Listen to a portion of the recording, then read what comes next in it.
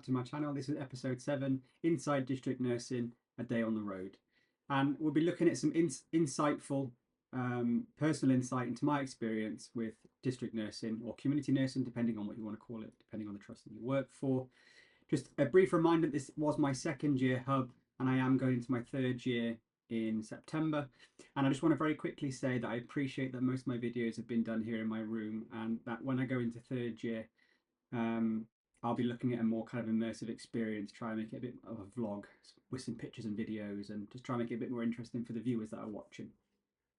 So we'll be talking about, kind of caseload, what I kind of had to deal with the planned visits, the morning briefs, how to prioritise patient lists, and the geographical planning, and then what it was like on the road and some of the challenges and some of the good points that I had working within the community.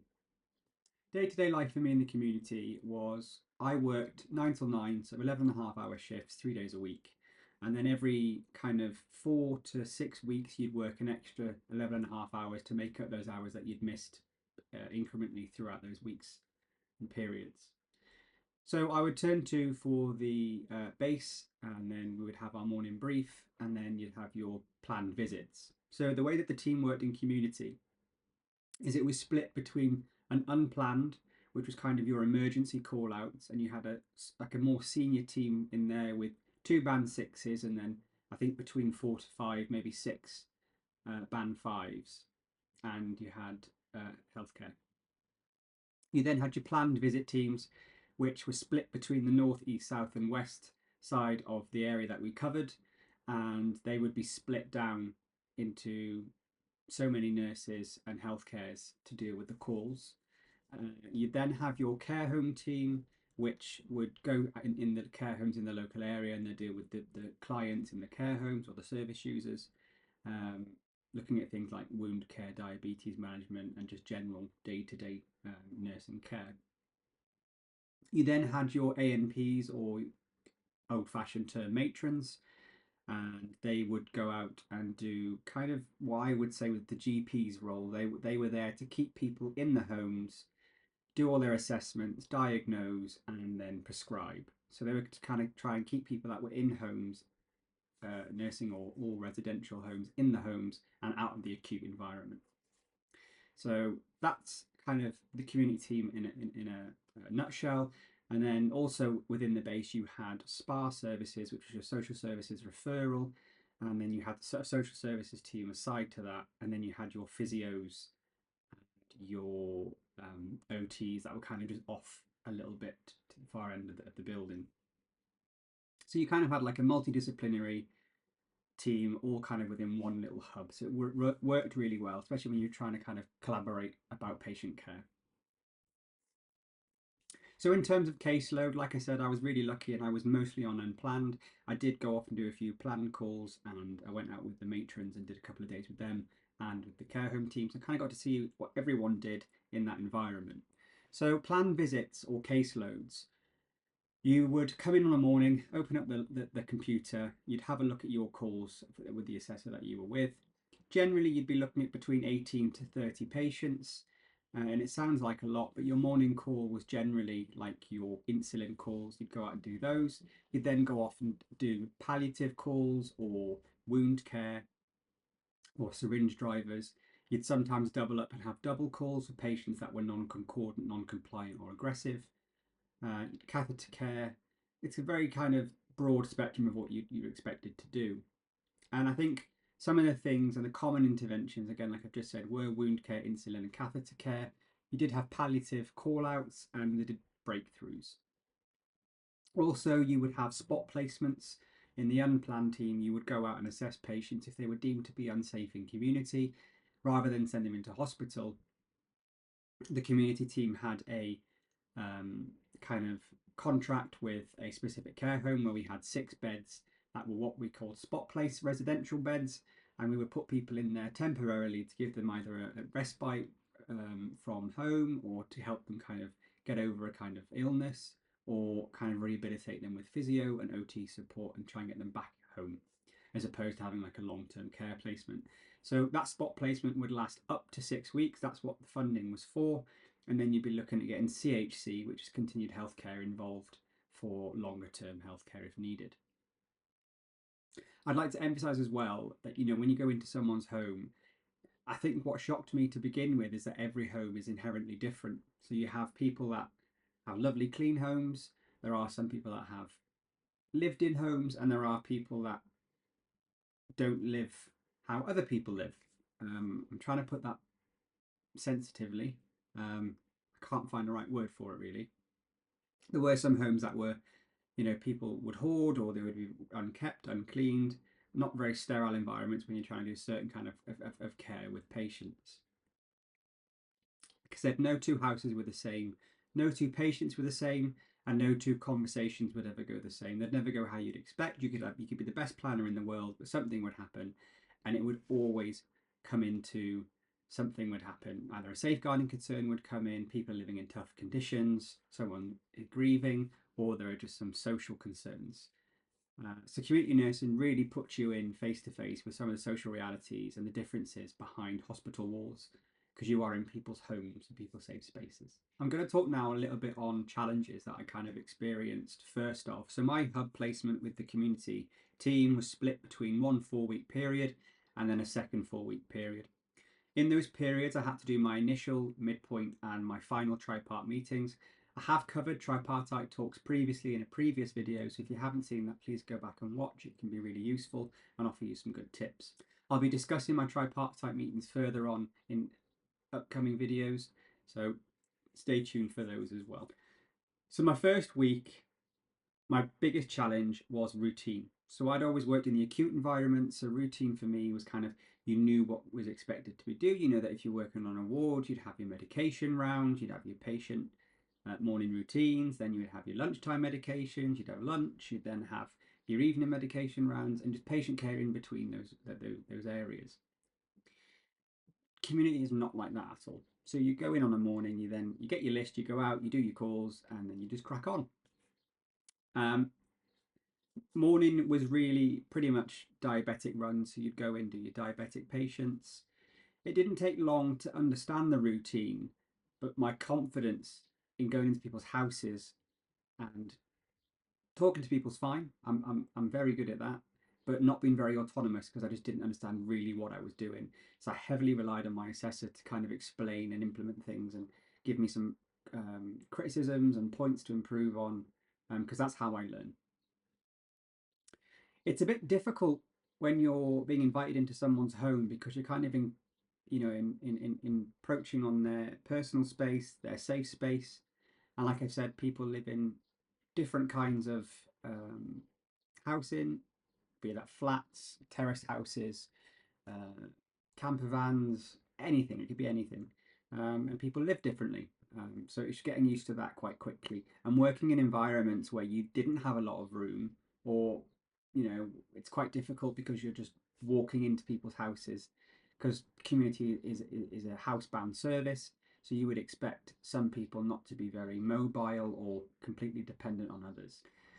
It's really difficult when you have to adapt your communication skills to a new setting, because I'd come from an acute environment, so kind of adapting how you talk to people.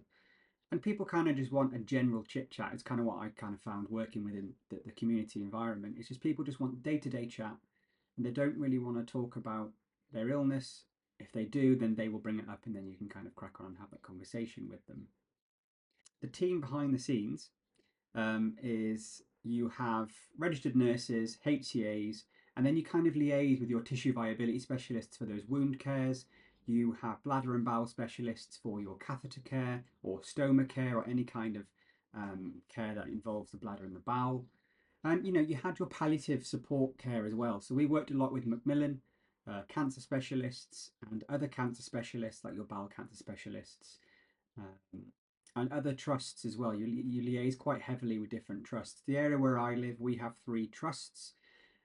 We have certain trusts in one area, another trust in another area, and another trust in an area, split between quite a large area. So you're constantly trying to work within the scope, and it's quite difficult because nobody uses the same system. I mean, you have system 1, which is your community system, which is really useful when you're trying to talk to other specialties, but it can be quite difficult when you're trying to get onto the main acute sites because we only have one system for our trust. We don't have access to the other trust's systems. So it can be really difficult when you're trying to communicate with each other or continuation of care, and sometimes that can affect the patient. What I liked massively about this community placement is the one-to-one support that you get with your assessor. You're in that car with that assessor on a one-to-one basis. They can answer your questions, they can offer advice without realizing they're offering their advice, and you can talk about calls after and before you've been in them. So for me, it was really good because my assessor learns exactly like I do, so we kind of bounced off each other. I'm very hands-on when it comes to learning. I have to do things. You can talk to me until the cows come home, and I probably won't understand it until I actually physically have my hands on doing things. So she worked like that, and that worked for me, and that worked for us. You can get your feedback, which helps you grow quite quickly. And confidence wise, it really improves very quickly when you have that one to one, because you understand what's expected of you very quickly. And if something goes wrong, you can discuss that in the car, which is a safe space. Hopefully for anyone that is currently going into community or has been in community or wants to go into community, please pop your thoughts in the comments and try and get some conversations going, because it'd be really good for me to hear about your experiences, and I can kind of compare that with mine, and then it can offer those new students that are coming in or current students some support and advice. And I think it'd be a great way to get a little bit of interaction as well, and I'd really like to see a little bit of interaction with people that are watching my videos. When I sit and reflect on my time in community and I think about what my takeaways are, is the skills that I've learned, such as advanced wound care, time management, safeguarding awareness, readiness for situations that can kind of take really drastic ups and downs, compassion without rushing, and noticing the little things. So I want to just expand a little bit on that. So when I talk about advanced wound care, my first 4 weeks, I knew what a wound was and I knew basic wound care. But then when you go into the community, they use all these different dressings, all this different terminology. And I remember sitting there thinking, what on earth are you lot talking about? And I remember going home and kind of looking and thinking, oh my goodness, what can I do to help me? And I'm not trying to promote anything or do anything, but it's just something that really helped me is this lovely nurse called Nerdy Nurse and also Nurse Beck. They have websites that you can just type in their names. They have specific little pocket books on wound care, and I would carry them around with me in my bag so I could read on it in the car after a call. And it very quickly helped me understand the terminology about slough, about necrotic cells, about kind of granulated tissue and different kind of wounds and how to prepare for them and how to kind of how to dress certain wounds. It was really great for that. So I'm not trying to get anyone to buy anything. It's there if anybody wants to have a look at it, but they were just fantastic and really, really helpful for me. My time management skills. So you have to imagine on my last 4 weeks, preparing, ready to go into third year, my assessor was very adamant that she wanted me to start running the list. So she was like, I want you to run the list, prioritize the patients, who and as and what you think you need, and then you're going to run the list. And then every time we'd leave a call, she'd give me a little bit of feedback. And then by the end, the last 2 weeks, I was running the list quite confidently, quite happily, and I understood time constraints.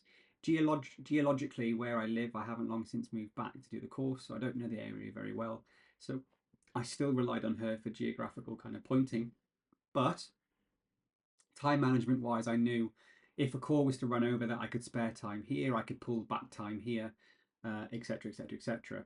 So it was really good for me going into third year using those skills that I can implement them moving forward. Safeguarding awareness was a big thing for me because I had an idea of safeguarding in the acute environment, but community is a whole different ball game. I've been to some social situations where you go into a house and people are living in that house with the person, and that person no longer has say of what goes on in their own home. I've been where people have people that go out and do the shopping for them, but they're actually stealing from them. It's absolutely crazy what goes on in this world. So safeguarding awareness was really, really good for me. I'm really glad that I had that skill to kind of elapse on and get better at. So that was great. One of the soft skills that I'm really happy about and had a bit more exposure to was noticing the little things. And that sounds really silly. What I mean by noticing the little thing is that when you're in a call with a patient, you're looking and you're kind of assessing and you're listening to the patient's breathing without realizing you're doing it, looking at the patient's skin without realizing you're doing it.